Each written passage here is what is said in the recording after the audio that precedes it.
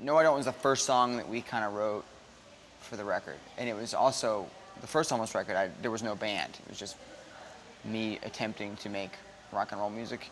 So this is like the first. It was like the first push at like writing as a whole band and kind of having like that band vibe. And like when we even demoed that song out, I loved the way it sounded because there was like this.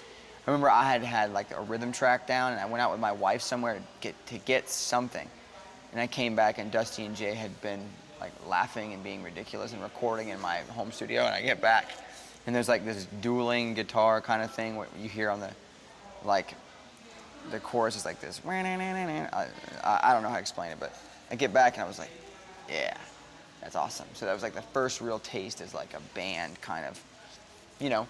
That was a song where we did like a, you know that sitcom Full House with the guitar solos and the theme song?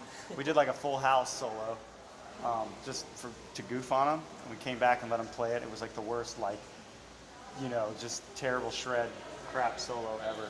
And that was funny. No, yeah. I mean, it was just a cool dynamic to be able to hear like a different hand and on a song, you know. And then the lyrics I wrote about. It's a little bit of a weird topic, but so imagine if in your life you have been really trying to live for God, like really trying, like, and even though you kind of, you know, everyone is, it says in the Bible that all have sinned and fall short, you know, and even though that concept is real, you want to be clean and pure and perfect, which is impossible, but you really try. You know, and everyone around you is like, you're no different than you were a year ago. And you hear that statement and it really kind of guts you. You know, and you're like, well, I'm really trying. So that's what that song's kind of about, you know. And the redemption, the lift of the song is you realizing that your freedom and your gratification and everything that you are doesn't come from another human. It comes from who you are in Christ. We're a band that we say what we say, and we go where we can go. If we get invited to play or to go someplace and we feel like it's what we're supposed to do, well, we'll do it. And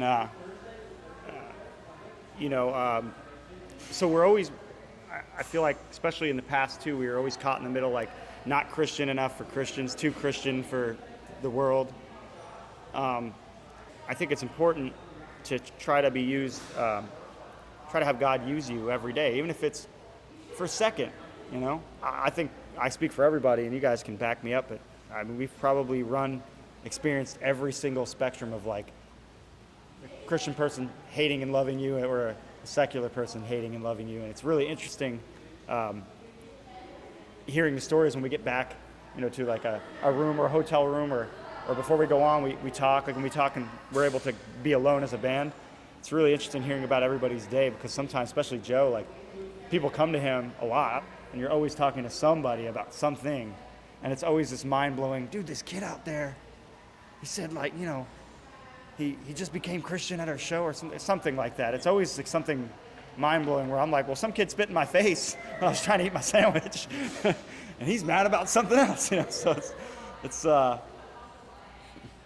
know what I mean? Why is it always about the sandwich with you? I love sandwiches.